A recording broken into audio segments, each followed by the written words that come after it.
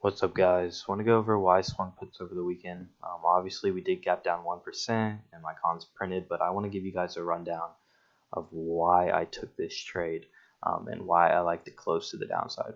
So, before we get started, everyone and their mother obviously watching this long-term downturn here on SPY. We did break it with a strong weekly close, but even though we did break it with a strong weekly close, why did I swing puts over the weekend? I'm going to go over those confirmations real quick.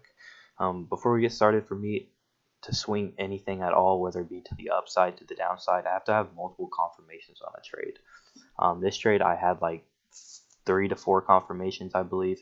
I'm going to go over those right now. So, earlier, a week ago, I told you guys to watch this diagonal trend line as it is a super valid key point of control. I'm going to explain what I mean by that. Every time we are above this diagonal trend, it has acted as support. Every time we are below, it has acted as resistance. As we can see, it is support in July, support in February, support in March, support when we broke it here in August. However, when we are below, when we broke this, we tested it turning into resistance. It is now resistance here in May, all throughout May, June, July, August.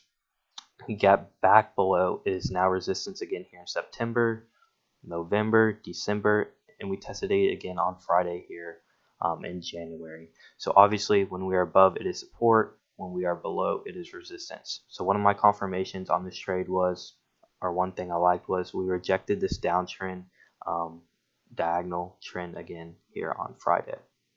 Another confirmation I had on this trade was we were coming to an area of supply within the chart.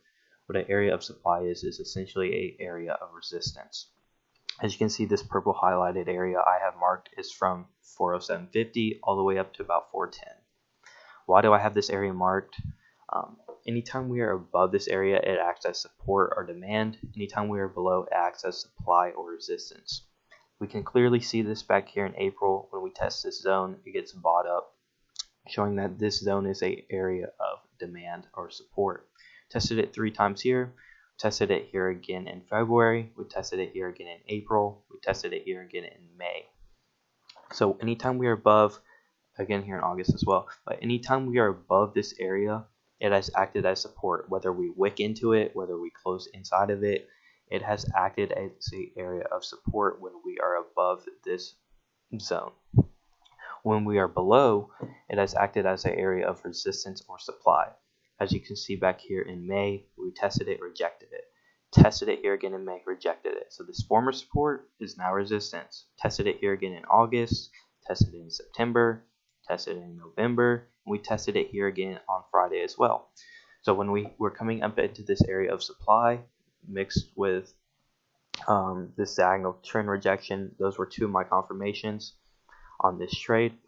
Another thing I liked on the daily chart was this uptrend resistance here from the lows.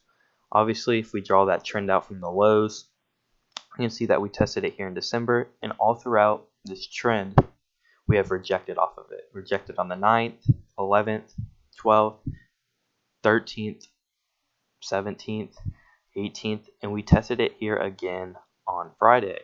When we tested it, we rejected off this top trend as well. So those are 3 of my confirmations.